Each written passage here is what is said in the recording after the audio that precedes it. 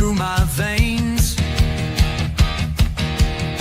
On the pitch where the glory remains,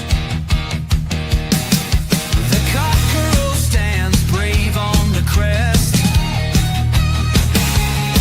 North London pride, this ain't no jest. From lane to the new shining ground, echo chants where the legends are found. Heroes carved in the heart of time, we march on through grit and grime. Oh Tottenham, Tottenham till I die. Raise the banner, let it fly. Through the rain, through the fire, this is my club, my only desire.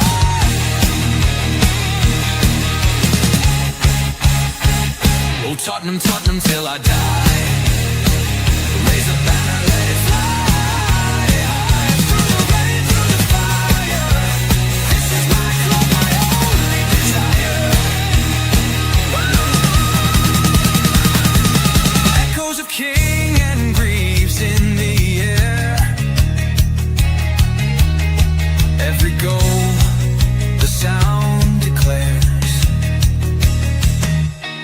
Heartbeats pound like a drummer's song, marching forward, fierce and strong. We're the ones who rise in the clash. Numbers running in a white shirt dash. History burns in the roaring crowd. Every game we scream it loud. I'm Tottenham, Tottenham till I die. Raise the banner, let it fly. Through the rain, through the fire, this is my club, my only desire.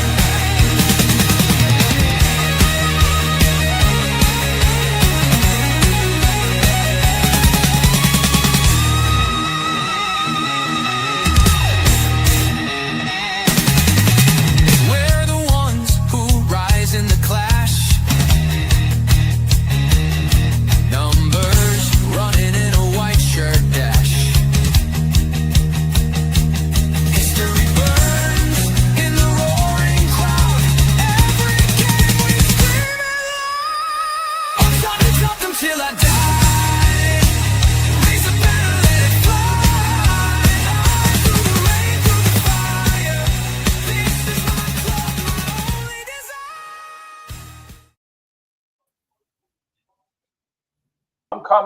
I'm coming. Nah. Sorry. I thought Hey you there. I was coming in like, hey, I'm here. Hi, That's guys, funny. and welcome to the THFC Till We Die. Home Tottenham, past, present, and exciting future under Thomas Frank as it leaves the station tomorrow. Are we all aboard Thomas the Frank? The fat controllers on the side. James is sitting in his little train area, but Thomas the Frank is going straight down that line to the promised land. And as we say goodbye to Ange Postecoglou in the rear view of history, with a tearful goodbye, we say hello to Thomas Frank on the new horizon that is now Tottenham Hotspur Football Club. But joining me on this, on the night before, it feels like Christmas Eve, on the night before the day or something like that. I don't know. It's two guests, my usual co-host, on a Thursday, on a Friday, Saturday, Sunday from America, from probably the second greatest country in the world behind Ireland. Sorry, Steve. Sorry. Okay, we can be jointly the two greatest countries in the world. How's that? You happy with that? Oh, no. Are we sure? Are we sure that the U.S. is behind Ireland right now? I love all my Irish homies, man. It's awesome. But by the way, man, the season officially begins tomorrow, regardless of what's preseason or not. It officially starts tomorrow. The Thomas Frank era begins tomorrow, and me personally, I'm on board with Wayne Bonner right here, who's saying the Spurs will win 389-0. So I feel the exact same vibes right there. And also joining us, you saw him earlier. He was so good, we had to bring it back again on the same day. It is Paul from Play for Spurs. I noticed your cheerleader's not in the chat, Paul. Have you Have you told them that you're not coming on, or I know. I've not told him. Rhino, where are you, Rhino? Get in that chat, guys. So we're going to welcome a few people in, and then we'll get on to it, because we do have a little bit of sort of. It's more like a weekly roundup, not roundup. Get your teeth in, Derma. It's been a long day. But we're going to welcome a few people in. We've got Big Bad Ron playing Reading tonight. No, it's tomorrow at 3 o'clock. We've got 3 o'clock live on Spurs Play or Royals TV, but here live on THFC till we die. We've got also Giant 68, a member. Big up to your Giant. He says, big up Dermot and panel. Big up to you. He says, what did you make of Thomas Frank's interview today? Well, me and Steve are not going to say anything, because we've pre-recorded that, and that's going out tonight at 10. So we'll have 10, watch what me and Steve have to say about it. But Paul, what did you reckon of Thomas Frank's first press conference today? Pretty good. He got out the traps pretty well, in the sense of the journalists were trying to lay traps for him all over, and he just avoided them so masterfully. It was kind of good. I did like the way he was going to play. I think he slipped when he said he was going to play Romero and Son in two different teams. Yeah. Against Reading, it sounded like he was going to basically everybody's going to get a run out tomorrow. So I don't think we can take too much from what the lineup will be, or who gets picked first and who's in the second team. And regardless, I think it'll just be good to see the players though get back out on the pitch and get a good idea of what Frank's going to be doing. But thoroughly enjoyable interview, and I think he took to it really well. You know, didn't get caught up in the euphoria of the job or anything. It was like concentrating. And the thing I picked out from it, where he said he wants consistency. You know, he wasn't saying, oh, I'm going to win something in my second season. It was, I want to build consistency within this squad on all four fronts. And that was so good to hear. You know, instead of somebody going, oh, we're going to go and win the FA Cup or we're going to win the Europa. It's like, no, he wants to be consistent on all four fronts, which was very, very refreshing to hear. Yeah, it was. Steve, look, we'll give you a little, just give us a snippet of what you thought. So. Yeah. You know, I am so thoroughly impressed with Thomas Frank, because, you know, I'm the type of guy that likes to bet on himself, and so is he. And I like the fact that he's not willing to, he's not afraid to put that out there, where he talks about risk, you know, the importance of taking risks, and to turn that around. By not taking risk, you're taking risk. And when he was pointedly asked about if he was afraid to come to Tottenham, considering all these other coaches have been sacked, he literally just said that I like to bet on myself, and that never played into the decision making whatsoever. Like, this is a job that he respects, and he's not taking it for granted, and he's betting on himself. And to me, that just won me over. Yeah, it did me as well. It was absolutely fantastic. Really was. Giant said, where's MGW? Who's the next player through the door in Spurs? MGW will be here, I think, by Monday. As I think, you have responded to him, Steve. Well done. Thank you. Thanks for that, sir. I banned Forest Chairman from the Amoco Arena. Giant has already said we've got a named stadium already, which I think is a bit ballsy. I think it's a little bit ballsy there for you, Giant 68, but fair enough. Are you trying to take our crown as that likes to get ahead of the news above everyone? I think, what do you reckon? The Amoco Arena, what do you reckon, Steve and Paul? Do you like it? Sounds like a concert venue. I don't. Yeah, no, that's exactly right. I think you hit it right on the head there, Paul. Yeah. It sounds like a concert venue. But that being said, considering that, you know how much Daniel Levy loves those Beyonce concerts, I think it's pretty apropos for him. So it is. Big up to Big Bad Run. Can you see my comments? Yeah, we can. We're not trying to bring everyone up because I'm in a bit of a tight frame tonight. So I'm just trying to say hello to everyone quickly.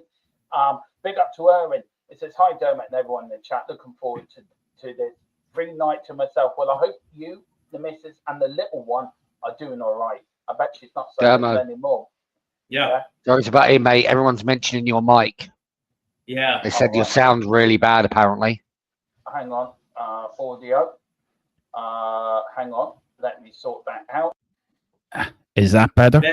That's way better. There you go. That's way better. I don't know why you two didn't mention it. Like, Paul, because you were too busy reading comments.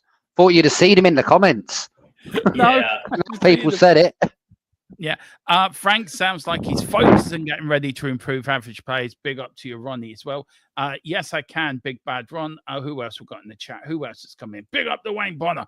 Good evening, one and all. Hope you all had a good week and your Friday's going well. 380-90 Spurs tomorrow. Come on, you Spurs. Tottenham till we die. Well, I've only just went online. I went on to Paddy Power and stuck a tenner on that score, Wayne. So I'm behind you. I'm there, stuck it on there. That's the sort of scoreline Dermo predicts every week. Yeah, it is. How do you know, Paul? Big up to Owen says big up. He's talking to Big Bad Run. Wayne Bonner, not the kind of three-way I was expecting tonight, but your sound is off, Dermot. Oh, here we come. All right. Yeah, here we go. Dermot, you sound underwater. I was trying to do my Darth Vader impression. It just didn't go down well. Big up Tottenham Tom. Big up you, Tottenham Tom, there with the Irish flag. Hi to everyone. Coys, big up to you. So Thomas Frank is a greyhound now. Well, there you go. That was because I said he was getting out the traps. Yeah. Big up to Paul Brown as well. Evening, gents. Hopefully all is well. We've got Wayne Bonner. I want to see Vucevic, Moore, Donnelly, Kingsky get a good run out tomorrow. Me and Steve did go over the predicted lineup as well. Steve made some very good points in that predicted lineup, guys. Do listen to it because he does make some great points in it. Big up Tequila, Frank out. I don't like the sound of his voice. Here we go. Just give him time. Give him time, Tequila. He's mad. He's mad because there was a situation involving Thomas Frank and his cat, and he will never forgive Thomas Frank. Oh, yeah. I wonder, did he ever get his cat back? I do not think so. I don't think so, no. Oh, well. He might have to move on to another cat. If anyone doesn't know what we're talking about, it's a bit of a private joke, but me and Steve, I know Tequila will get it as well, but never mind. Go and get your cat back, Tequila. Sesko to Manchester United. Maybe the Memembo deal gone through, so that's been done. Big up to Tequila. Dermo, your sound is rubbish. Sorted out. I have. Thank you very much. Dermot sounds like Frank Tequila. Well, then is it Dermo out then? Okay, fair enough. I know where that's going. Who else is just popping in? Dermo, your sound is shite. There you go. See, that's the proper Irish way of saying it. That's how you say it. That's it. You just come straight out with it and getting it now. It's fine. It's fixed. My lawyers are going to demand Frank Gisby. Oh God, why do I just not read these things before bringing them up? Oh, dyslexia is a bit. Tequila's the man. I got a lot of love for Tequila. I just apologize if everyone did get to read that comment by Tequila. Yeah, I do apologize. And before the watershed. Yeah, before and there goes the monetization as well for this show. That's gonna end. Right down the toilet. Right down the loo.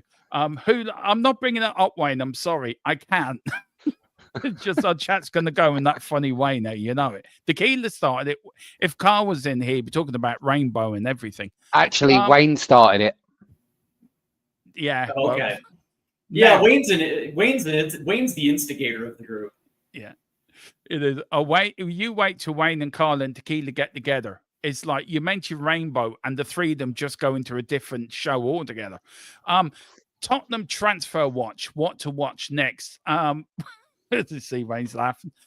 Gibbs White transfer. Will Forest complete?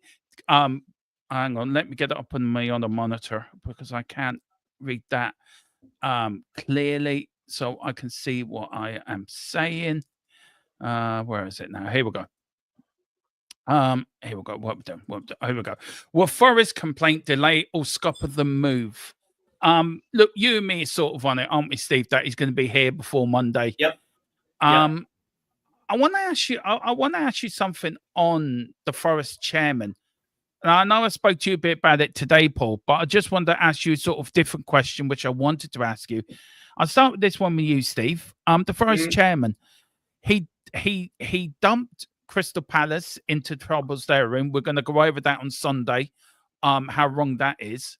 Just very briefly, though, do you think the Forest chairman needs to apologise to Palace, to Tottenham, for his actions, or do you think he's, as Paul said it earlier, he's acting to save face? I can definitely understand Paul's train of thought here. You need to save face, but I don't think people like this are publicly going to apologize. If there's going to be any type of apology, it won't be made public. But the reality is, the interesting thing is when it was first made public that he would take this into legal matters. To me, it was it reeked of desperation. Because you had a team and an agent trigger a release clause, and it was sour grapes because he wanted MGW to sign an extension. He didn't want to do it, and now all of a sudden you're seeing these kind of strong arm tactics put into place, to try to extract as much money as possible, knowing that your best player is about to leave your team. From that standpoint, I look at this guy as somebody that, like the spoiled kid that is, that's being told no for the first time.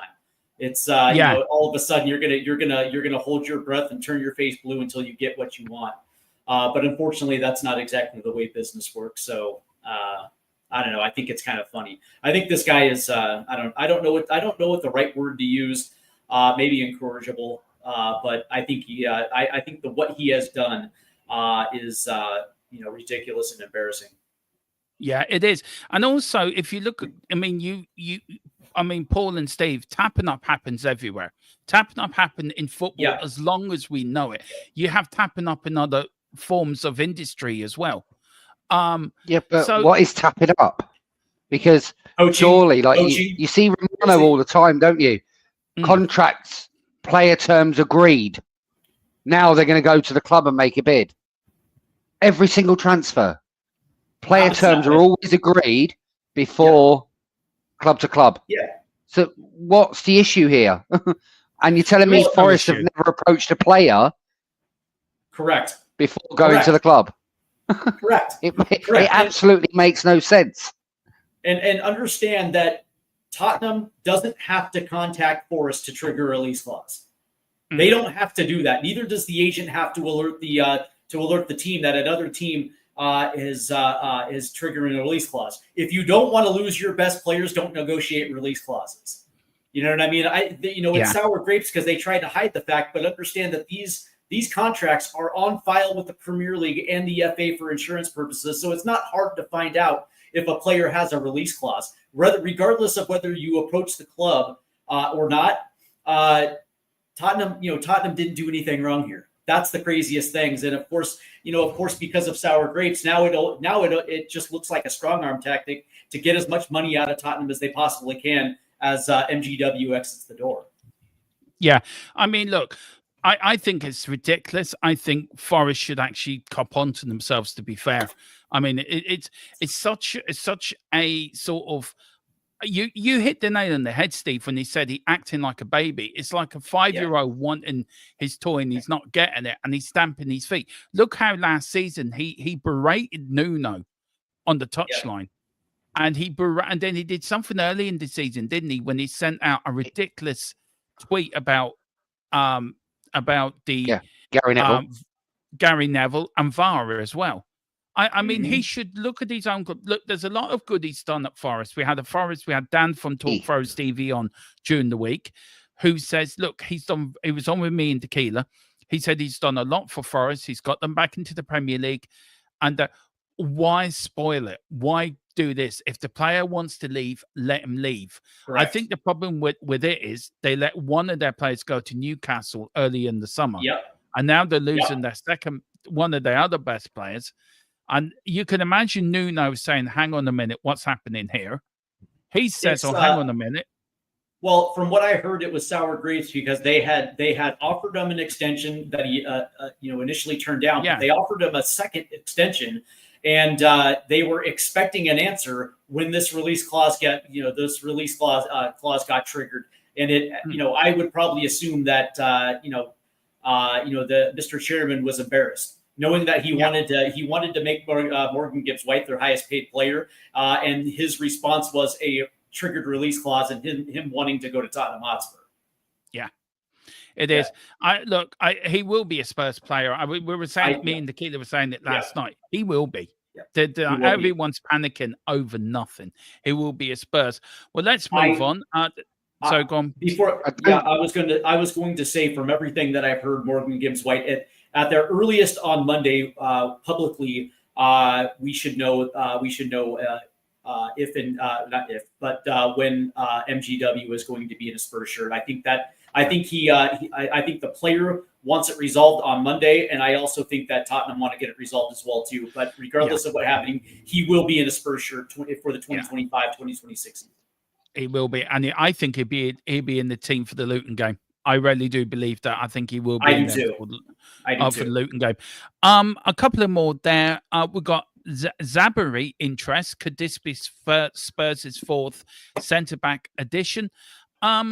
Look, me and Tequila were talking about it last night about centre-backs and how many centre-backs do you need? But if you play a 5-3 at the back, you're going to need 6 centre-backs plus 2 to cover them 6. So just probably yay or nay with you, Steve and Paul. Would this be a player you'd be interested in coming to Spurs? I would. I'd take him. Yeah. Because, he's got European experience. He's very experienced, very solid at the back. He's one of those players that he's like a rock in defence sort of thing. And with the way our record's been recently, and I know I said to you earlier, Dom, look at our injury record last season in defence alone. Romero, Van der Ven, Ben Davis, Dragerson. At one point, I think we were playing Archie Gray, and I can't remember who the other guy was next to him, but and people say, well, we don't need more centre-backs. Well, clearly we do, because we were suffering last season, and that's what cost us. That's why we lost 22 games in the Premier League. Yeah. In reality. Correct. Our whole back line at one point was gone. At one point in the season, our whole 5 back line was gone. That was Vicario, Pedro Porro, Udogie, Van der Ven, and Romero. They were all out. Mm-hmm. At one point, our injury list looked like our team sheet. Yeah. Where are you on it, Steve? I mean, look, we have bought centre-backs. We've got the young lad coming in, the 18-year-old that's come in that we bought last season. Yep. We've got Danso. We've bought Danso, Tiny Danso, as you nickname him, for 25 million. He's been bought back in. We've got Dragerson going to come back as well. I think Dragerson will be the one to move on. I think he will move. So do you think we need shoring up in that back line? And with Romero staying now as well, does that give Thomas Frank a bit more flexibility to say, right, we're going to get rid of Dragerson, but we're going to bring this other defender in? And then you've got really 6 or 7 solid defenders. Centre-backs. And you also have to add Kota Takai into that list, the young Japanese international. The interesting thing about this is, and we saw this today in Thomas Frank's press conference, is the fact that he's committed to competing on all 4 fronts. Whether the 2 domestic cups, the Champions League, and also the Premier League as well too. And you're going to need practical replacements at the center back position. One of the thing I like about him is the fact that he can play both. He can play both left and right center back. But clearly the need is at left center back, and it makes a lot of sense. Yeah. Now the question is whether or not Spurs are going to pay the price, because they have competition from Paris Saint-Germain for Zabarny. And so the question is will Tottenham want to get into a bidding war? I think at the last time I heard, Tottenham had said that they'd be willing to pay up to £70 million for him. Yeah. So now the question becomes, okay, cool. So let's just say, we'll just put this number out there, and let's say that it is 70 mil. Is this legit competition for Mikey Van de Ven? That's number one. And also number 2, is there going to be enough minutes for both of those guys? Do you know what I think? Do you get what I'm saying? It's like, because if you're spending 70 million pounds on a center back, essentially what you're paying for is a starting caliber Premier League center back, but they already got 2. And if they're playing in a back three, I would probably just assume that Mikey Van de Ven will be on the left side, or maybe even centrally with Romero and who else on the right-hand side, or maybe it's going to be all three. Yeah. No, I can't. I just want to say big up to PB's come over from X. Big up to you. Please do come over. If you are on X, do come over, hit the like and subscribe on all channels. If you can, we all would appreciate it. And he says the young Japanese centre back is this season's Bergville. The guys, I've seen clips, I've watched, I've done a bit of YouTube searching on this guy. He is something else. He may be only 5 million, but we have now. He's right. PB is at the nail on the head. We've got this season's Bergville. We really do. Just because he's 5 million and he comes from the J League, everyone I think everyone sniffs at it. But how many players have actually come from the J League have actually turned out to be very competent, very good Premier League players? One of the things, every Japanese player that has made the jump to higher leagues, the one thing they always have in common is they're tactically sound. These guys, Japanese development drills them in competency and tactics. And so tactically, they're always going to be fundamentals. The only question is whether or not he's going to be adapted to the speed of the game. But here's the thing. When you say this season's Bergvall, remember that Bergvall was supposed to be slowly brought in, but because of injuries, he had to play. And so to say, like, to me, when I hear that, it's like, okay, well, he's going to be put into action because there's going to be injuries. You know what I mean? Like, I would think that the plan is to ease him in. You know what I mean? Yeah. I think so. Paul, do you reckon we might see him over pre-season? I think I think we will. I think we'll see a lot of our youngsters. I think you'll see a lot of different formations at the back, in the sense of, I think you'll see a few times where he'll play a 3, a few times where he'll actually play a 2. It's all going to come down to what players are available. Yeah.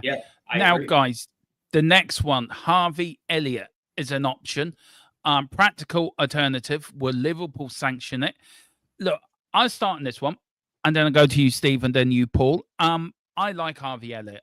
I like him as a player. I think I watched him a bit in the under-21 championships, and I've always been impressed when he has played for Liverpool.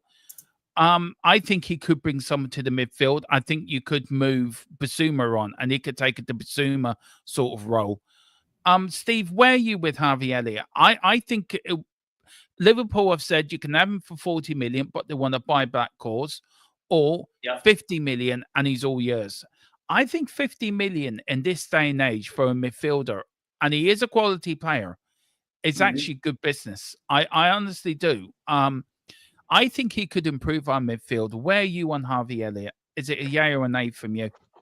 It's a yay because I think that there's certain positions in the midfield that need proper depth, but also we also need midfielders that can challenge for starting spots in the Premier League. And I think Harvey Elliott, with his CV, is that type of player. And of course, he's got Champions League experience, which is something that you want. And I do agree that 50 million seems to be the right amount. Seems to be a good amount for him. I wouldn't do it, number one, if there's a buyback clause, because unfortunately, if he plays well, the last thing you want to do is see him poached back by Liverpool. But I guess the question is does Liverpool is Liverpool actually okay with this, having him to go inside the Premier League, having a possibility of facing them, and whether or not that's going to be something that they're comfortable with. I know that as you just mentioned, that they're willing to let him go for 50 without a buyback. I don't know, because generally speaking, it's not something that Liverpool has done a lot of. I don't know. Like, a part of me wants to pause on this, kind of dig deeper, just to see exactly the angle from which Liverpool are doing this, not from a Tottenham perspective, but from Liverpool's perspective. But that being said, when you consider just what the expectations are this season, I would probably assume that Elliott makes a lot of sense for Spurs, and it's also it also solidifies a certain position on the pitch that absolutely needs to be solidified. Yeah, Paul, look, I'm hearing what Steve says, and look, I do agree what you say, Steve. To be fair, I think you made some solid points there, but I like Harvey Elliott. Philip Brady, big up to you, Philip. The Godfather's in the house, so everyone behaved themselves. I should behave myself because I've got no more room for horses' heads, Philip. I'm sorry. I can't fit them anywhere else. You're going to have to start sending them to Tequila or Wayne. I can't get any more in my house. Big up to you, Philip. Where are you with Harvey Elliott? What's your thoughts on it? A yay or an A for you? Yes, all day long. All day long. He's better than what we've got. He's not world class yet, but all day long. If we're going to pay 55, 65 million for Johnson, 40 million for Archie Gray, surely we can spend 50 million on Elliott. Mhm. You know, the guy has performed at under 21 level. He's English as well, which is what we desperately need. We need more English players in this team.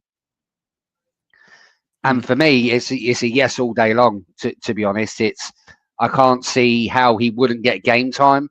You know, I think people are forgetting again. Though we could have a potentially between 48 to 60 games again this season.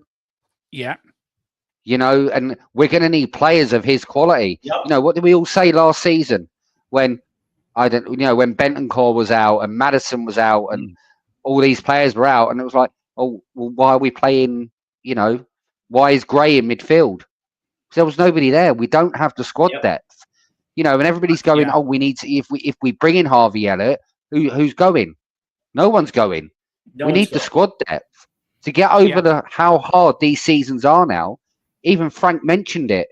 He wants all these players robust. He specifically said that's his main concern in pre-season is to get these players as robust as possible because it is an extremely long season now. You're not talking like it was back in 61, where it was just the league and the European Cup.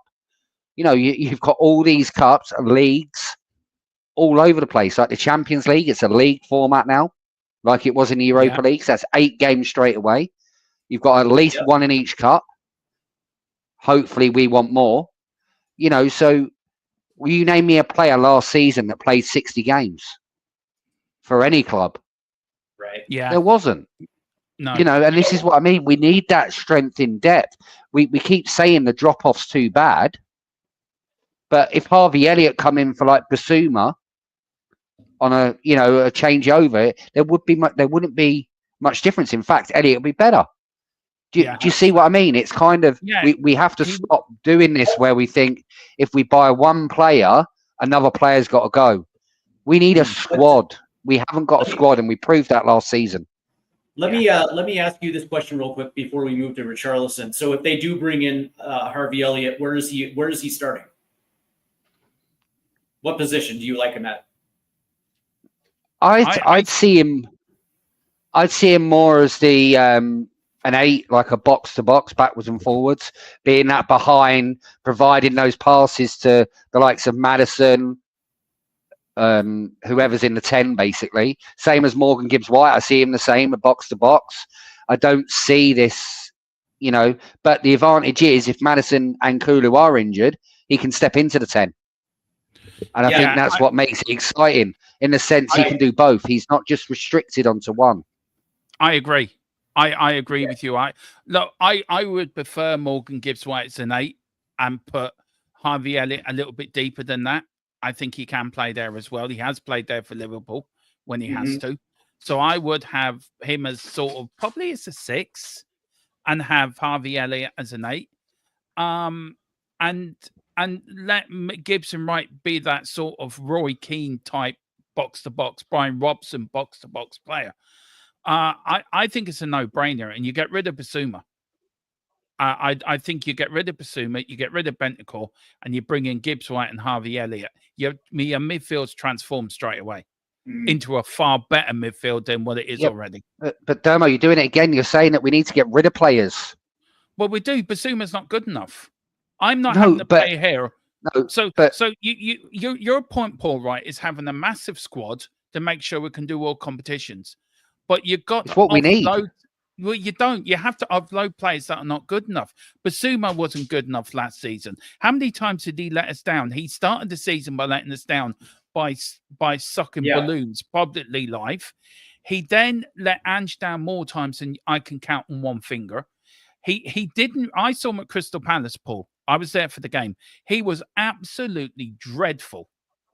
Absolutely dreadful. Right. Now, Wasn't the think whole he team needs- dreadful? But yeah, but it's not the point. I'm talking about Basuma. Yeah. I'm Well, not I talking mean, about the whole team. I you know, think the team. By the way, the team wasn't dreadful because we had our first first choice 11 out there. A lot of that was dependent on the injuries and the fact that some of our deputies just weren't good enough to play at the Premier League level, and so it is what it is. But there was time, like the issue with Basuma for me is the fact that he's just not consistent enough to be a starting six on this team. And for like I actually do agree with you, Paul. I actually like big squad sizes, especially managing both the domestic competitions plus the Premier League and Champions League. You're going to need a big squad size, just to be able to get through it, because you're not going to be able to get through the season, unscathed. There are going to be injuries, but my biggest issue with Basuma is the fact that me personally, I just don't think that it's just for me, it's a consistency issue, and I think we can do better. But before we move on, I want to ask you this, Paul. Depending on the way that Thomas Frank likes to play, whether it's 3 in the back, like a 3-5-2, it's going to be interesting to see if he decides to go play with 2 high 10s, to be a little bit more forward thinking, or if he actually is going to settle on a traditional like 10-8-6 with a box to box. Like, when I think of the potential of a guy like Harvey Elliott and Morgan Gibbs-White, along with James Madison, and of course we're going to get Kulusevski a little bit later in the season. That's a good problem to have, because now you have 4 guys who can rotate through 2 high attacking 10 positions, and you're going to be able to rotate and not necessarily have a drop off. And even if they do go like with a 10-8-6 and you're playing with traditional 8, again, you're still going to have that rotation where when you do rotate for a League Cup or an FA Cup, you're not the drop off isn't going to be there. So me personally, I think having both Elliott and Morgan Gibbs-White is a good problem to have for Spurs. I think it Same is. for me. Same for me. But with Basuma and stuff like that. Say for example, I don't know, because it happened to Solanke. We bought him, never had an injury. Minute he comes to Spurs, he gets one. What happens then? We've just got this player. Then you need someone behind them. As much as I'm not the Basuma's biggest fan, he's not the worst player we have in the squad. And it's kind of you need to. I think we need to build the squad, and then once we've done that, then you can look at, right, you're not performing, you're gone, then replace. A bit like where the top teams are now. They have big squads. If they're not performing, they ship them out, and then they bring someone else in to replace them. And you don't think we're at that level yet? No, we're not. We're nowhere near it. Okay. Yeah, I'm sorry. I don't think we're at a level where we can afford to be getting rid of players that have played 2-3 seasons in the Premier League. We're on about experience. We keep banging on about it.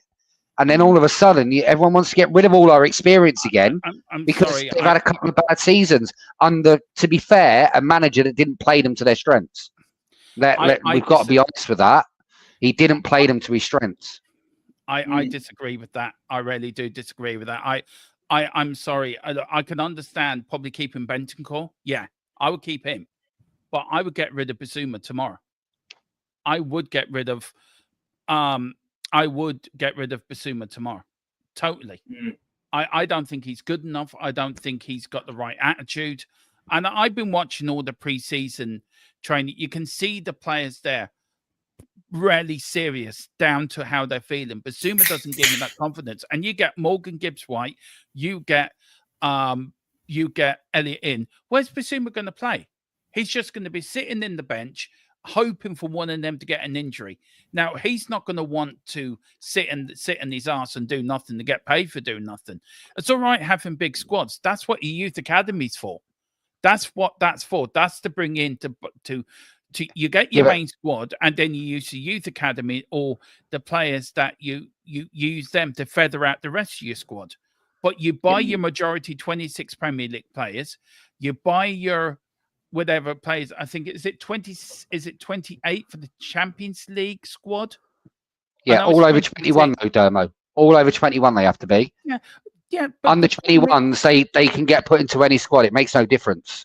Yeah, but the problem they is don't have to be registered. Yeah, but the thing is, Paul, I just think you can't just hold on to a player because you want a bigger squad. He's not performing. He didn't perform. And like here, I mean, these are the rumors going around. I found this out that 3 players here could be going out the door. Dragusin can go into AC Milan for 25 million, Basuma to Juventus for 25 million, and Brian Hill for 15 million. Brian Hill has spent more time out on loan over the last 3 seasons, so he needs to go. Basuma for me, thank you very much. You tried your bit, didn't perform. Out you go. Dragusin, all his agents, all he's done since been at Spurs is complain. All right, thank you very much. There's the door. So they're 3 players, but you're buying 3 players to replace them. And you feather out the squad with your youth academy and with the players that have been out on loan, that have gained experience playing in lower leagues, that you have to bed them in. We've got Mikey Moore. We've got James Donnelly supposed to be more in the first team squad this season. We've got Ashley Phillips. Yeah, and we also have Archie Gray and Lucas Bernbald who can facilitate at the 6th position as well too. Yeah. I understand. I guess the question is like for conversation wise, let's just say that they do keep Yves Basuma, right? I think we all agree that he's probably not going to be starting, but the question is whether or not he's going to be able to facilitate a position as being a rotational player and be okay with that. I get the impression that he feels that he can be a starter in this league, but you would probably assume that if Betancourt is around, he's probably going to be starting at that 6th position, right? Yeah. So the question is Yves Basuma going to be okay without actually being a clubhouse cancer? Is he going to be okay being in that role? Yeah, I don't think so. I don't think. I don't. Look, we're very lucky at Tottenham, aren't we? That it's nice to have this problem, though. Isn't it nice to have a problem like this where you look at other clubs, right? You look at Manchester United at the moment. I mean, to be fair to them, they've got Memembo in today for 71 million. But you look at their midfield. I think if you put their midfield against our midfield, we have a stronger midfield than they do. Oh, Dermo, please don't.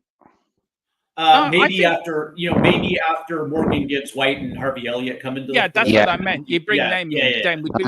Last season, they got Bruno Fernandes in there. That guy creates everything. Everything goes through him. Yeah. He's their club captain. He's one of their best players. Yes, there's no way he walks into our team. For sure. But look, that's our view. But look, Richie. Now Richarlison's linked with a move to Palmeiras move with 55 million bid on the table. Philip Brady says take money before they sober up. I agree, Philip. I agree too. I do too. Look, I love Richie. I really do love Richie, but I said it and I keep saying it, and I say it before.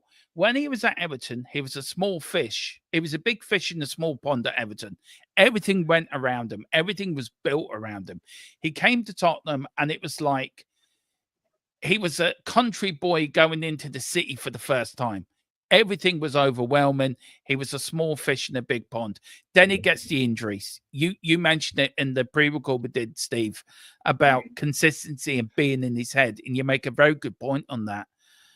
Look, you've got a World Cup coming this year. So does James Maddison. So look, I don't. How much did we pay for Richie? Was it 61 point something million? Somewhere around that, somewhere around that. That's why I say if they're offering 55 million, take the 6 million and get rid. The thing that it's concerning is there's 2 things. Number one, it's an unbelievably massive risk going into the season with Richarlison as that secondary striker, because the injury, you can't ignore the fact that he can't seem to go 3 weeks without picking up an injury, and then he's out for 5 weeks. He comes back, he tries to get back, and then he's out again. Like Spurs cannot afford to use this season with Richarlison, right? But then there's also the other there's the other side of the coin, that if you do take the 55 million from Palmeiras, and by the way, with Richarlison going back to the Brazilian Premier, I think that would be a very good move for him. He's still going to be able to be in and around the Brazilian national team, even if he makes that move to Palmeiras. But for Spurs, for Spurs, that means you're going to have to be.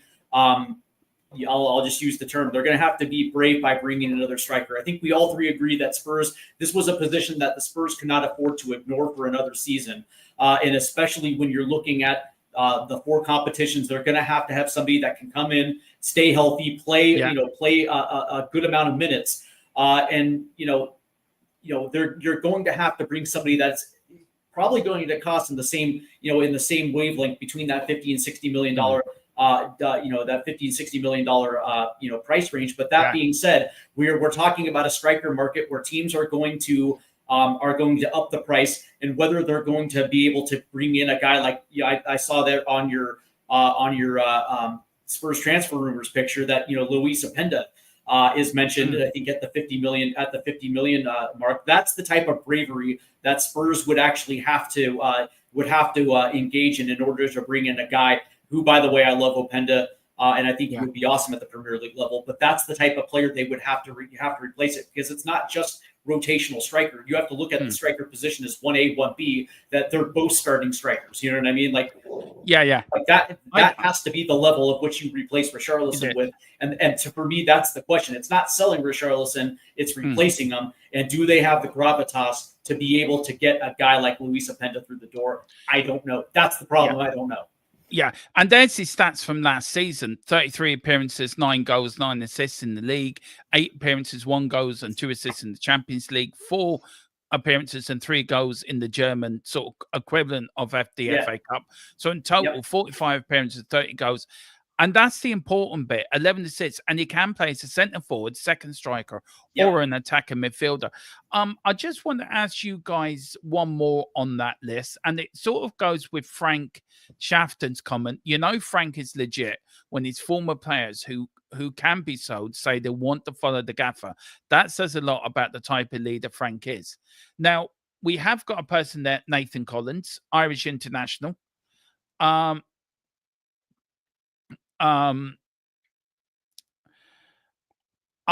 said, look, I was on with Tequila last night, and look, I know what Nathan Collins plays for Ireland. He frustrates the hell out of me. Well, mind you, every player in Ireland frustrates the hell out of probably me and Philip Brady and Dave as well. But would you take a Nathan Collins as a squad player at Tottenham, Stephen Paul? 28 million. Liverpool and Arsenal also interested in him. But would you think he's worth the punt? Why don't you go ahead, Paul? I'll let you go first. Just give me a second. Just checking something. Well, and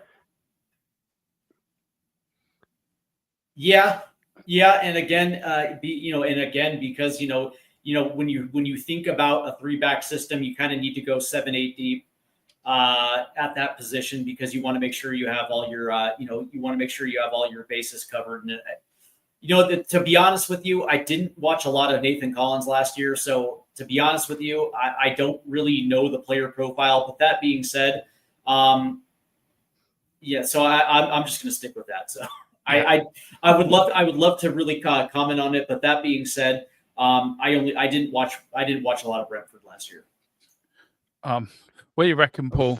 I'm just more thinking as a backup. I'll be honest. Yeah, but you see, this is what I want to get out of. I don't want to be buying so-called backup players.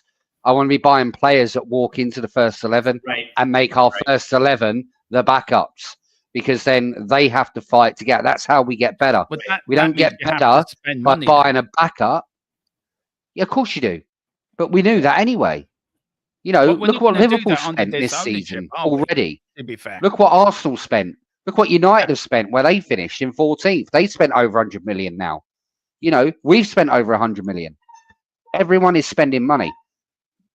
Yeah, and that's the thing. And, we don't, and they're improving their teams. They're not bringing in so-called backup players in case we get injuries. They're just, it's kind of, for me, if he's going to come in, he comes in for the first team, not as a backup. Is he good enough for that? I didn't watch enough of him to say so. But so can I ask you guys this question about Nathan Collins? Does he have the skill set where he can walk into the first team and actually challenge for a starting spot? Does he have that type of skill set? No. If he's playing for Ireland, then no, for definite. Well, I don't care. I don't care where he plays his international football. I care about the Premier League, right? Like, is he a type of player that can challenge for a starting spot? And that's why I said I don't know, because I don't necessarily. I'm leaning on you guys to answer that question. I think, look, me personally, I think if he's given the right structure and the right manager, I think, yes, he can. Okay. I do think so. Look, his performances at the international level haven't been great, but when you play with crap players on the international level, you're not going to play your best. It's the same playing in a Premier League team. If you're playing in a crap team, you're not going to play good yourself. So I think if he goes to the next level, I mean, it shows that a rumor that Arsenal and Liverpool are after him. They must see something in him, and Tottenham are after him as well. They must see something in him, and Thomas Frank must see something in him for say, I want this player in my squad. I think he can. I think he can, Steve. I really do. Fair enough. I don't know what Paul thinks, but it'd be a yeah for me. I'm just looking at our current defenders, Dermo, and I don't see where he comes in. Does he come in above Romero? Does he come in above Van der Ven? Does he come in above Dragusin? He comes in above Danzo. He's coming in above Danzo. He's a better player than Dragusin. Yeah, but he's coming in above Danzo. Then you got the Kako Chai coming in. Visolovic, whatever his name is. Yeah, that's where the does problem, he come right? in? Because that's the problem, right? Because they've invested in Kota Takai and Vlahovic, right? Those guys were brought in to do to do that, right? And I think the emphasis is developing those two before bringing in a guy like Nathan, before bringing in a guy like Nathan Collins, right? So that's you bring up the best point. It's like, where does he fit? And to me, I guess that answers the entire question there, Paul. That answers it, right? Yeah. I mean, look, you probably will see the two of them going out on loan again. I think the two ones they brought in, the two youngsters going out on loan. You'll probably see Ashley Phillips going out on loan again. Probably. So what's that left down? You're left with then Romero, Danso, Mickey Van der Ven, and Dragusin, and then one other defender. That's 5. So if you're going to sell Dragusin, then Nathan Collins comes in. He comes into the 5. If you're playing 3 at the back, you're going to need 3 backups for them, plus 2 backups to cover for if they get injured. So you're going to have. And that's and also remember that Ben Davis is still a part of this conversation. Yeah. And from everything that I've been hearing, Thomas Frank actually likes Rado Dragusin. I think you and I both think that maybe the Premier League is a little bit above his head. Maybe he's not necessarily cut out. But also remember that he was developed in a back 3 system. So he's actually more comfortable. The problem with Ange Postecoglou is he wasn't used to adapt and playing on a high line in a 4-back system, right? So I think this actually fits him a little bit better. And Thomas Frank continues to say that he likes Rado Dragusin. So as of right now, he's still a part of the conversation in that rotation at center back. Yeah, no, yeah, that's a very good point. That's a good point to bring up. I mean, Paul, look, we all have football's full of opinions. That's why I love the game. Everyone has a different opinion. Everyone has a different view on the game. Everyone has a different view on players. That's what makes our sport so unique, that the 3 of us here can have a completely different opinion on how we see our club. And I think that's a good thing. I think it's healthy. I think it makes healthy conversation because it brings out the best in the conversation, and it brings out the best who, if you are like us, brings out the best in the stream. I'm just saying that because Simon's saying it was good. It's good conversation. I think what we are missing. The point is, I mentioned it during the week. Is our number 6? Mm-hmm. Do we need to go out and buy a number 6, or can Archie Gray play there? Now, if you're bringing in Elliot and that, can he play it? Not right now. Not right now. He can't. No, he needs to learn from somebody. We need to go out and buy a CDM that controls that midfield and is a leader on the pitch, and then the likes of Archie Gray can sit behind him and learn and learn and play his trade. That's exactly what he needs to do. Archie Gray is nowhere near ready to start as our CDM. No, I know Nowhere that. I'm near. not saying he is, Paul. Correct. I'm just saying. I'm just saying if you bring in a Harvey Elliott, you bring in a Gibbs White, he will play at 8, but you bring in a Harvey Elliott, could he play at 6? We're after Perenio as well. We're after him as well. To be honest, I personally think, as you know, I've said it, I think our squad was far too small and the drop off was massive. You know, I think at one point, I think we had about 8 kids on the bench when we had injuries. But that's that's down to the owners, Paul, not back in the manager. Well, of course it is. Of course it is. I'm not saying it isn't. Down to us, the last transfer window in the summer and January, we let Ange down. We let him down. We didn't buy the players. So, and you saying you want a bigger squad, but are they prepared to drop a 300 million to buy a bigger squad? They're not. Unless we do get taken over, unless the investment, it looks like we're going that way. Yeah, I'm not being funny, Dermo. When have you ever known Spurs to drop 120 mil in the first 2 weeks of the window? We haven't, and I did say Well, that we to you haven't. today. So everything feels different this time. You know, maybe we are going to go out and spend 300 odd million and end up with a net spend of 250 million. We've got the PSR wiggle room to do it. Correct. You know, so build this squad, get these players in, and all these youngsters we have that are sat behind them right now, they will gain experience from them. And then all of a sudden, when other big clubs like Real Madrid and stuff come in and start poaching our players, which they love to do, we've got someone that can come in straight behind them, and we haven't got the drop off. Then let me ask you this: what number size squad would you want for this season? To me, I think you need to be looking around. You've got to have a squad of 30. Like 35. It's got to be a minimum of 30. Yeah. I say minimum, 35, but you know, the issue at the number 6 is as of right now it only goes 3 deep. It's Betancourt, Basuma, and Archie Gray, and the issue is, you know, Paul, and you mentioned something that was that's very correct. Is, you know, what we saw last year was a massive drop off from the first team to the second team. And so far at the number 6 position, that's exactly true, because you have Betancourt, who as of right now is probably your starting 6, and then it goes Basuma, Gray. And, you know, to Derma's point, like if you do get rid of a guy like Basuma, like the answer is bringing somebody that can step right in and actually either challenge for a starting spot or actually be the starter at that position, right? Because, you know, one of the things that we cannot get away with this season is that massive drop off. And as of right now, I still think 3 guys currently on the roster at the 6. Me personally, I don't think it's deep enough. I think there's room for a number 6, but it can't, like, this can't necessarily be the number of, the act of bringing another youngster, a high level potential type youngster to be in this rotation. It has to be, it has to be somebody that is going to be able to step in and make an impact. Is that Paulinho? Maybe, but right now outside of Paulinho, who are the Spurs linked to as that potential 6 target? Wharton. Say it again, Paul. Wharton. Yeah. I mean, I just counted our squad number at the moment. We've got a squad number of 32. That's how the squad is at the moment. So we're over your sort of squad number where you were. Yeah, but how many of them are under 21, Dermo?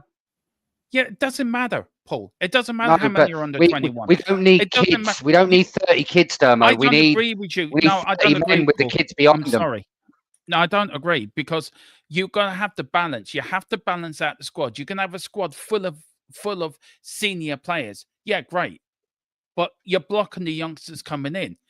How many players in the Premier League, right, in any squad that plays regularly in the Premier League are under the age of 22 or under the age of 23? There's probably loads. You've got players playing for teams that are 18, 19, 20. It's not like... Yeah, but not a full team of them, Dermo. Yeah, but it doesn't matter, Paul. I'm sorry. Rotation-wise, with the youth, we've always been rubbish at it. right? Now, Yeah. to me, what we should be doing, right, is like we've got our first 11s, right? Say we got our best 11, right? On the next game we play, you take, I don't know, 2 of them out and you rotate in 2 senior players and you have your youth on the bench to come on and play those when they start getting tired. So you're actually resting players in between, and so we don't end up with so many injuries. Surely it's about how we rotate in the youngsters, not going to them, oh, bish bash bosh, there's the FA Cup. There you go. Playing against Tamworth. If you're good but enough, that's- if you're good enough, you're Yeah, old but you enough. can't just drop them into 90 minutes, Dermo. You have to bring these players. You've got to develop them. We've never been good at that. We've never ever been good at develop. We've had the 1 or 2 players that come through. We just don't develop players, which is why I was kind of shocked with the youth strategy we've gone down, because we don't develop these players, and half of them are already going. You know, Well, Brian Hill's supposed to be the biggest prospect ever. He's on the way out. You know, Ashley Phillips at the time was like, What about he's a Mikey really Moore, good up and coming defender. And what have we done with him? He's gone out on loan every season. It's just. I know what you're getting at. I do understand what you're saying. I We don't just don't agree develop with some players. of it. I don't trust it. I don't trust Spurs at this current moment to develop players. So Yeah, well, for me, I think buying your way out of it isn't the way to go forward either. I mean, the one thing that I will to- say is sorry. that I was going to say the one thing that they got right was the appointment of Thomas Frank, because that is his essentially that's his entire CV, is being able to take young players and developing them into quality Premier League players. And I would actually lean on Thomas Frank's ability to also develop and also rotate correctly to Paul's point. I just wanted to put that out there, Jeremy. No, I understand. I agree. I know where Paul's coming from, but I just see it slightly differently. For me, Domo, maybe the I'm problem wrong. I've Maybe got, the problem, what I want to see 22 first teamers. So we've got literally 2 in every position that can play. So there's no drop off, right? And then those other 8 to 9 players, that's where you start bringing in your Donnellys, your Mikey Moores, your Vlosoviches. That's when you bring those players in. We don't have a team at the minute, a squad, to develop those players, because we've always got games that are crunch games. So we're either playing a Premier League game like this season, or we're playing a Champions League game, or we're in the Carabao Cup, and all the fans are going, oh, well, we should be battering Luton, but he plays all the so-called backups, and we go out, and everyone's like, oh, he's just blown another cup. Why did he rotate all them out? This is what I mean. At a club like Spurs, they're not going to get that luxury. So we need 22 players of men that can come in and play the game constantly. And then you drip feed your youth in. Yep. Like the likes of Liverpool do it. Arsenal do it. Man City do it. They do it. They drip these players in. They've got 2 first team squads that they can play. I mean, full teams they can play that are just as good as the other one. And then those youth players get dripped in with when the injuries come in or whichever. But they're never put in for 90 minutes. Go, bump, there you go. They're dripped in and trained and developed. I'm sorry. I know what you're getting at. I'll say it again. I'd have to disagree in some of what you're saying, but I do understand what you're saying. But the point I'm trying to make is you want 22 players that are going to, if one player comes out, another player comes in. That's down to your ownership then to buy you them 22 players. Right. We don't do that. We work on every season on a shoestring. And you talk about youth players. Mikey Moore got more minutes last season on the Ange Postecoglou than any other manager. You saw Dean Scarlett doing well. You saw other players that came through and got their Tottenham debut, scoring in Europe as well. We had a bunch under Paratici that he built. He built a team that was very successful as the under 21s. We won the Premier League 2 championship and we won cups and the under 21. The under 17s won a cup last season. We have a talented pool, probably the most talented bunch of youngsters coming through the squad, coming through the club at the moment than we've had in the last decade. And if some of these are good players, they're talented. If you're old enough, you're good enough. And I think you've got a mixture. You can't have a squad filled with experienced players. You got to mix it with mix and match. And I just feel some of the kids that are Ashley Phillips, Mikey Moore, Jamie Donnelly, Thomas Frank has already said he's going to use them more this preseason to take a good look at them. They will be in the squad. It's a squad game. It's not just an 11 or you have your 22. You got to get down to the owners getting behind the philosophy. That's what I'm saying, though. Yeah. That's what I'm saying is if we get an injury in the first team, for example, like last season, you know, Van der Ven goes out or Romero goes out, Archie Gray's playing at centre back when we should be developing him. Right. No, but right. No, you're right though. The thing is, you're saying that the only reason those youngsters that you just mentioned got as many minutes they did was because the amount of injuries we had, because we had no one behind our first team. So who? And then what happened? And then what happened, Dermo? We finished 17th, and it cost Ange's job. Hang on, but we won a European trophy. With our first team. Do you forget we won a European trophy? The second but look at the teams in the knockout stages, Dermo. What I will say is that, like, I'll just say this, right? So, for example, Chelsea last year, now granted the money that was spent, but they had a Premier League team, which doubled as their Champions League team. They had a cup team. You know, they had specific teams. Now, granted, you know, that's the issue, because when you look at Chelsea, it's the same with Liverpool, same with Man City. You know, they essentially have what amounts to as two first teams, and from that model, they're able to drip feed youth into it. But that being said, Tottenham has never really been that type of club where they're going to create two. They've always tried to create their second team from the aggregate. And you know, last year it was the example of not necessarily following through to make sure that you actually have a 1A and 1B at every position. And then so far this summer, it seems like they're trying to get better at that. But again, there are still concerns that it's going to be more of the same, where if one goes down, you're going to be relying on, you know, for example, you brought up the, you know, Van de Ven Romero injury.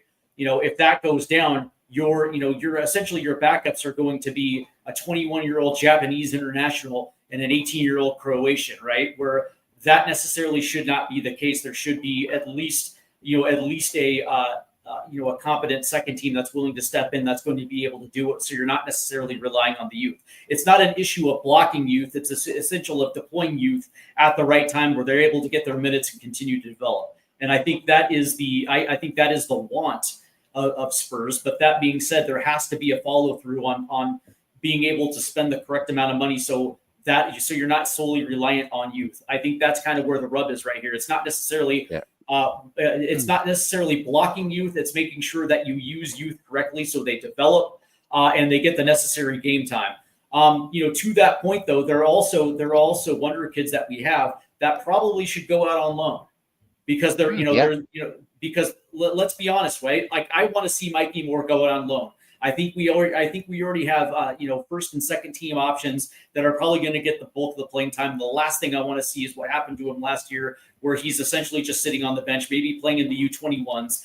But for the sake of conversation, it's like when you have that, the one thing you want to do is make sure that they're actually getting consistent playing time, which for me at least means that they should probably go out on the loan. The last thing you want to do is keep 5 or 6 very high ceiling youngsters. And 3 of them are sitting. It doesn't make any sense to me. No, I think we can judge this. I think we can all come back to this conversation at the end of the window. I think we're so early into the window. I think we haven't seen fully what Tottenham are going to do yet. Right. But that's just look. I just think I look at it really differently to other people. And I know not everyone agrees with my views. Not everyone agrees how I think or how I see it. I know people think I'm not talking.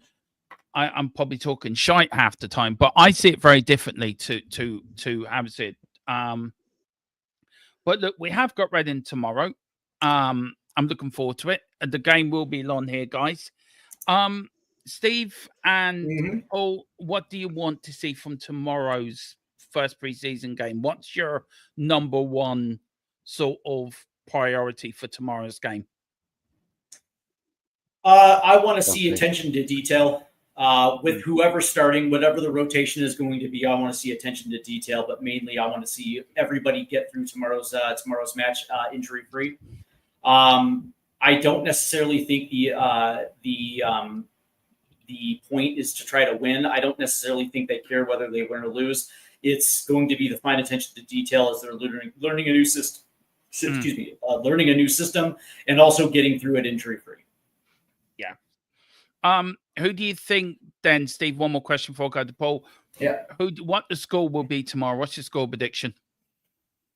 I'm going to say 3-1 Spurs.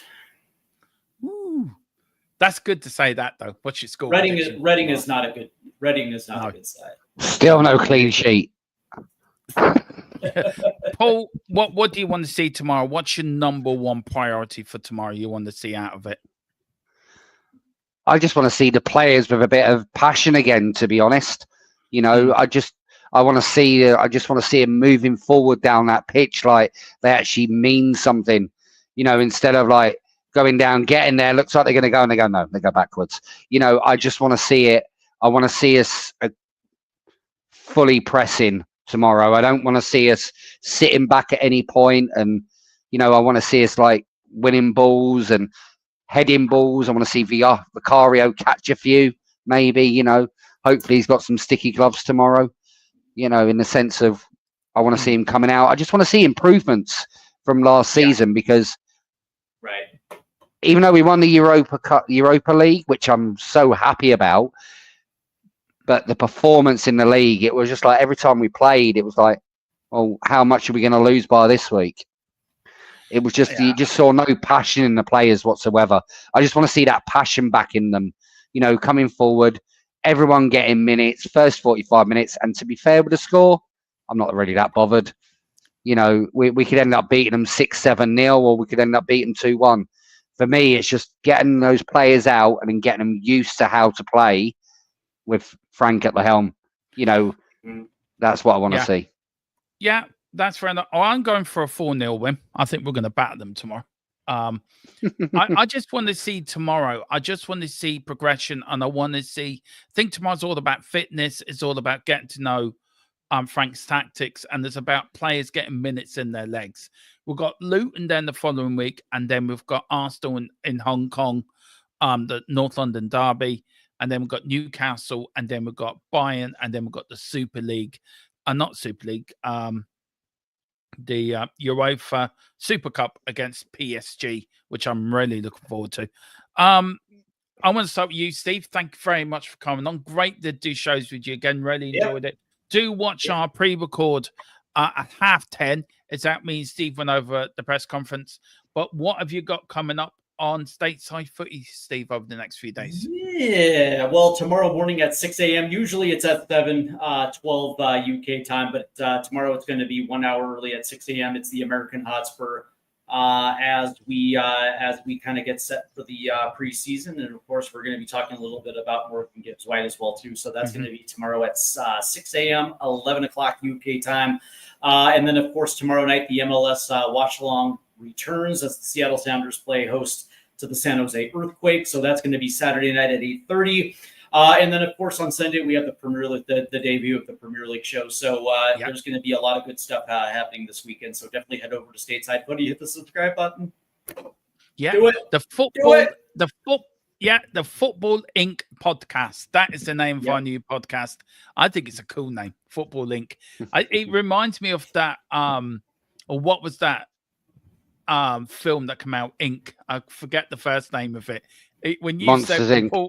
Monster Inc. That's for that. It came into my head when that Football Inc. I like it. Yeah. So the first episode is on Sunday at 10 o'clock Irish time, and I don't know what time that is for you, Stephen, in America. I think 6 o'clock for you, US time. Yeah. If you said 10 o'clock UK time, it's going to be 5 o'clock. 5 o'clock. So we've got that coming as well. Paul, what's coming on Play for Spurs? Firstly, I want to say thank you to Corey Boy and Ryan for doing a lovely video for me. Did bring a little bit of a lump to my throat. And you as well, Paul. Very kind of you guys to do that. I was very touched. So thank you for that. It really meant a lot. So thank you so much for that. But what you got coming up on Play for Spurs? I haven't got your link, so if you can send me the link, I'll put it in the chat for you. And what you got coming over there? At the minute, we're just building up, getting ready for the season. Obviously, we might do some as things start to progress in the transfers and the games start getting out. We'll probably start posting more. Obviously, I have a full-time job, so it's all going to be in between. You know, it won't be like breaking news and straight on. It'll be more like breaking news. You'll get it 7 hours later. Yeah. You know, but that's how we are. But yeah, it's very chilled out channel. We just chat and talk about football generally. You know. And as you know, me and Ryan don't always agree, so it should be explosive at times as well, which will make it quite interesting. Yeah. That should be. Drop the link in the chat. Please get over there. It's good lads. Rhino's a good lad as well. And please do get over. We did a show with Paul and Ryan before I went off ill, and I swear to God, I've never laughed as much as I did in that stream. I nearly fell off my chair once. I was laughing that hard. I nearly did pass out. What was said. But guys, we are back tomorrow at half two or 2:45 with the watch along for Tottenham versus Reading versus Spurs. There will be a post-match show afterwards as well. So if you're your members, you get to come on and have your say. So do join us for that. And then Sunday, of course, 10 o'clock over on Stateside Footy. Fifth Tier Podcast and THFC Till We Die. It's come across all 3 YouTube channels. We've got me and Steve's first Premier League podcast. You know what, Steve? I am so looking forward to that. So what we're going to be talking about on Sunday, man, we're going to talk about the Palace situation. What else are we going to talk about? Probably Man City and Chelsea's debacle as well, and the Club World Cup as well. What's it been like in America? Did you watch much of it, Steve? What did you make of it? Just very quickly before we end, what did you think of it as a tournament? I thought it was a success, and especially as the tournament got into the knockout stages, you started seeing full crowds. But one of the things that what this actually was a dress rehearsal for the World Cup next season, right? Yeah. They wanted to see how the stadiums would play. And of course, when the World Cup comes along, the stadiums are going to be refurbished a little bit to actually have full, the full regulation FIFA pitches. But, they wanted to give it a test run to find out, if certain markets were going to be, whether the fans were going to show up. And I think they did. One of the things that I liked was the actual groundswell. As we got to the semifinals, there was a nice little groundswell when it came to some of these club teams, and of course in the final when Chelsea ended up winning it, it was a very good to great atmosphere. So I will say that the Club World Cup ended up being a success. Well, we're going to get more on that on Sunday. So 10 o'clock Irish time, 5 o'clock US time, we will talk about. I'm looking forward to that. Guys, thank you all for today. We are back tomorrow with a watch along. So do join us for that. Paul, thank you so much for joining. I enjoyed it. I actually did enjoy Welcome, that. Welcome, Damo. Thanks for bringing us on. No problem. Steve, as always, thank you very much. And I look forward to joining you tomorrow at 11. I'm looking forward to that. But as we say, thank you all for watching. Do like and subscribe on all channels. More content coming your way over here on THFC Till We Die. More content coming to you over Stateside Footy as well. And I'm sure stuff will start going out on the Play for Spurs as Paul and Ryan get going. Oh. But guys, sorry, go on, Steve. Just make sure you hit me up on TikTok. There's a new Stateside Footy TikTok, and you can find me at Stateside Footy. Yeah. What we'll do is I'll put the links in the description for the next show, so they're all there for you. Okay. Thank you guys for watching. Come on, you Spurs. Thomas Frank, we trust. We never stop. We're going for glory. And now we leave it to Steve to play it. Go on, Steve. Go on. Kulusevski forever. There you go.